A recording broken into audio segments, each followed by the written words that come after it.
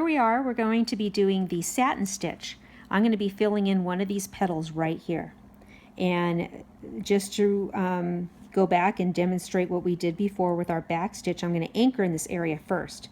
So I'm going to dive into my fabric and emerge, pulling all the way through, leaving a little bit of a tail, and then going backwards. That's why it's called the back stitch. And I'm going to start the satin stitch, which is always worked from left to right. Of course, if you're right-handed.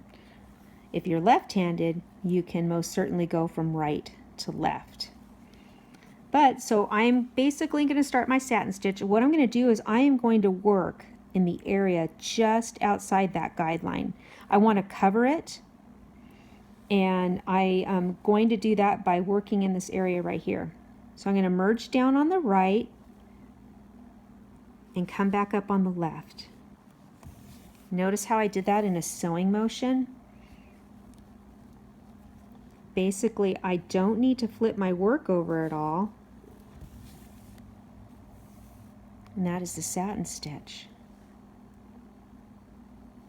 I'm not too concerned about covering this guideline here because I'm going to be working satin stitches in all of these areas.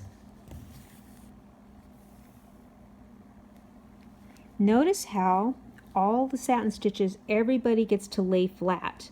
They're not piled up or getting into each other's space at all. That's the most important thing to remember about the satin stitch. Make sure that you space them out. You also want to make sure your tension is correct. Pull it enough to where you're not able to see underneath the stitches at all, like right inside of there. They should be nice and flat. And that'll give you a great satin stitch every time.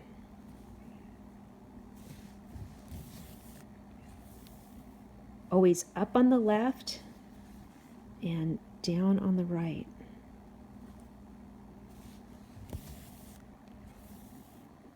That's a satin stitch. Down on the right and up on the left. Now what I meant earlier with the stabbing stitch is this. So go ahead and we're going to have to access the back of our work, which when you're doing surface embroidery or crewel work, you don't need to do that. See how I'm kind of slowing down? It's taking me a little bit of time.